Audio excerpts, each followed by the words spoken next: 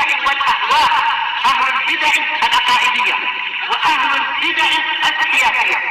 نقول بيننا وبينكم السلف، بيننا وبينكم الكتب، كان فيقول البدع بيننا وبينكم. Bismillahirrahmanirrahim. Qala al-Imam an-Nawawi rahimahullahu ta'ala, Al-haditsu tsani wa tis'un ba'da samani mi'ah 892. Wa an Abi Hurairah radhiyallahu anhu qala Rasulullah sallallahu alaihi wasallam la tadkhulunal jannata hatta tu'minu. Kalian tidak akan masuk surga sehingga kalian beriman. Wala tu'minu hatta tahabbu, dan kalian tidak beriman sehingga kalian saling mencintai.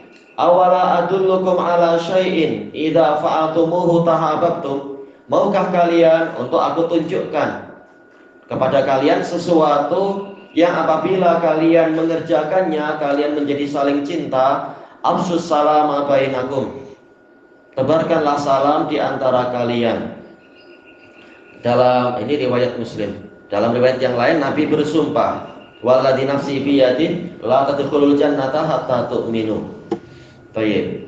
Nah, tambahan ini disyarah oleh Al-Imam Ibnu Hubairah rahimahullahu taala di dalam kitab beliau Al-Ifsah an Ma'ani Shihah, bahwasanya sebelum Nabi menyebutkan inti permasalahan, beliau bersumpah ini min babil ihtifal. Ihtifal yaitu semacam apa itu, sambutan yang besar, menunjukkan besarnya perkara ini sampai Nabi bersumpah. Baik. Maka kemudian apa isi sumpahnya? La tadkhulul jannata hatta tu'minu.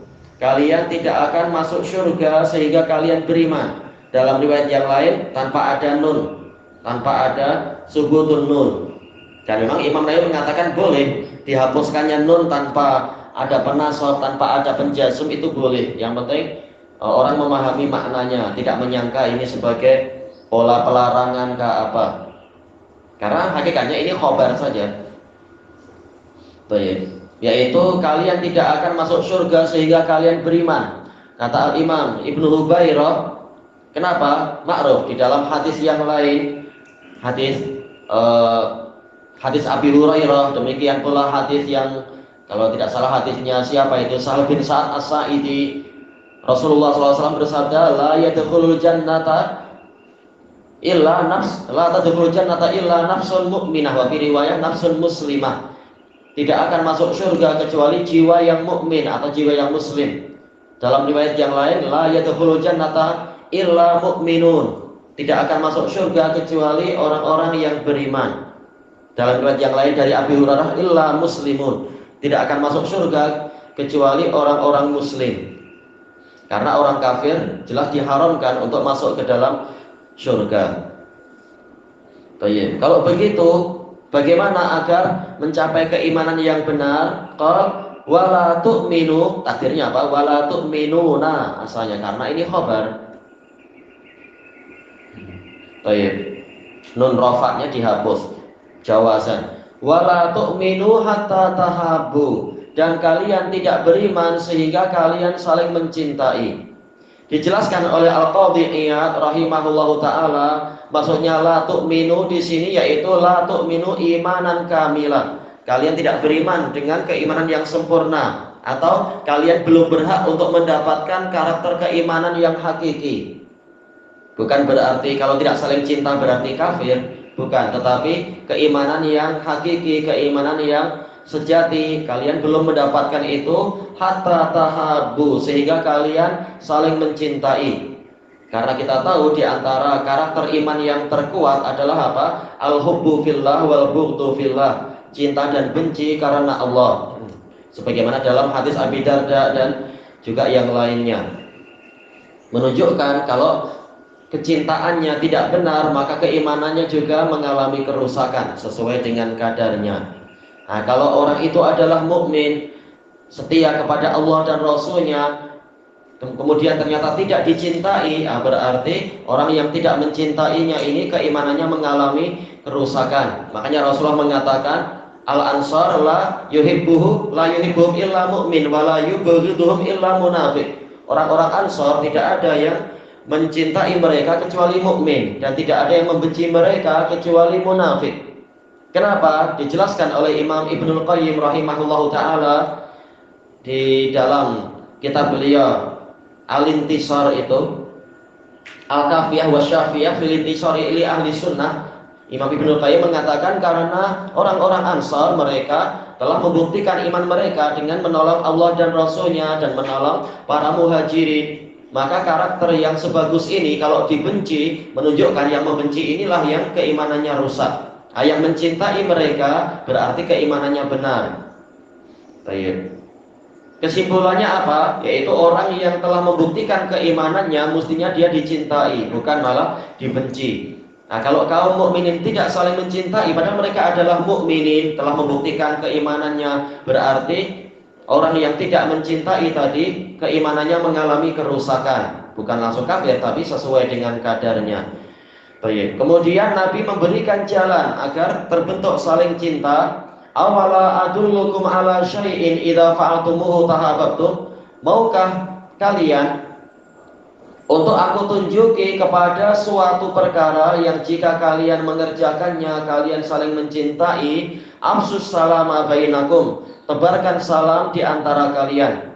Al-Imam Ibnu Hubairah dalam Al-Ifsah membicarakan dengan pembicaraan yang agak panjang tentang masalah ini, tentang pentingnya menebarkan salam, dan kata beliau ini membawa konsekuensi bahwasanya salam itu ditebarkan sesuai dengan namanya ifsha, itu mencakupi orang yang dikenal dan orang yang tidak dikenal. Jadi semuanya berhak mendapatkan salam. Kalau dohirnya oh ini orang Islam, maka dia diberi salam, dia diberi doa yang baik-baik. Dan ini adalah bukti keimanan. Kita tahu salam marhaban, assalam dan assalamah secara mutlak sebagaimana dijelaskan oleh Ibnul Qayyim rahimahullahu taala di dalam kitab beliau Badailul Fawaid, yang namanya assalam wassalamah itu adalah an-najah min kulli aibin wa syarr, yaitu keselamatan dari setiap kekurangan dan keburukan, dan mengandungi apa itu al-fauz bil matalib, yaitu kejayaan, keberhasilan mendapatkan apa saja yang diinginkan. Karena kalau seseorang itu dirinya selamat tetapi tidak berjaya mendapatkan apa yang dia cita-citakan, berarti ini mengalami suatu jenis kekurangan, berarti keselamatannya belum mutlak. Makanya kata beliau salam yang sempurna adalah yaitu keselamatan dari segala keburukan sekaligus kejayaan untuk mendapatkan apa yang diinginkan, yaitu dia selamat dari kegagalan. Dan definisi ini lebih lengkap daripada definisi salam yang disebutkan oleh Ibnu Mandur dan para ulama yang lain. Tatkala bukti cinta adalah yaitu suka apabila saudaranya mendapatkan kebaikan dan bersedih hati apabila saudaranya mengalami keburukan, berarti di antara bukti cinta memang menebarkan salam agar kaum muslimin, agar kaum mukminin selamat dari berbagai mara bahaya, malapetaka, bala bencana, berbagai kekurangan, dan berjaya mendapatkan apa yang mereka inginkan, yaitu kebaikan-kebaikan. Nah, makanya disuruh untuk menebarkan salam yang mutlak, bukan sekedar apa itu sobahul khair, sobahul masa, sobahul lail, selamat malam, bukan, tapi salam yang mutlak mencakupi segalanya. Nah, inilah bukti cinta, dan dengan inilah terbentuk sikap saling cinta. Baik. Adapun dari sisi yang lain, Imam Ahmad telah mengatakan apabila seseorang itu salam kepada ahli bid'ah, maka berarti dia cinta kepada ahli bid'ah itu.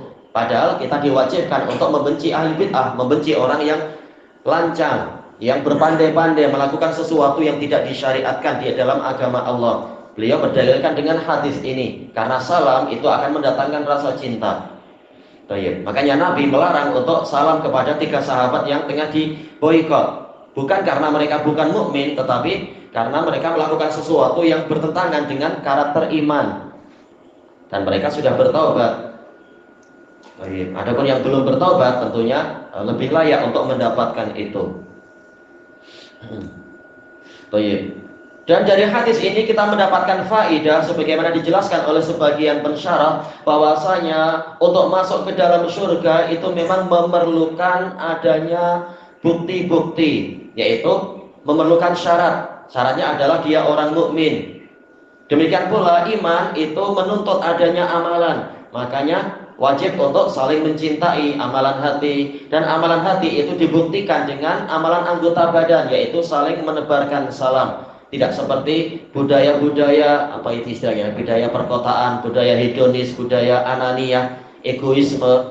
Sering kalau jumpa dengan saudaranya tidak salam, padahal dia tahu ini muslim dan seterusnya. Ini yang disalami hanya orang khusus yang dia sukai, misalkan sebagaimana diriwayatkan di sekian banyak sanad dari Ibnu Mas'ud, Rasulullah mengatakan apa? Inna min asyratis sa'ah taslimul khassah. Sesungguhnya di antara tanda hari kiamat adalah salam yang hanya diberikan kepada orang-orang tertentu. Ini tanda hari kiamat. Padahal mestinya kita diperintahkan untuk menebarkan salam, bukan hanya kepada orang-orang yang kita tentukan. Ilahuna wallahu a'lam. Kalau kita yang mengirimkan salam kepada kita, menjawab. Rasulullah tak mau menjawab. Tatkala sahabat yang diboikot itu menyalami, bibir beliau tak mau menjawab, tak mau bergerak sama sekali. Padahal sahabat bukan ahlul bidah. Kalau bukan Islam kan? Bukan Islam. Rasulullah mengatakan wa'alaikum.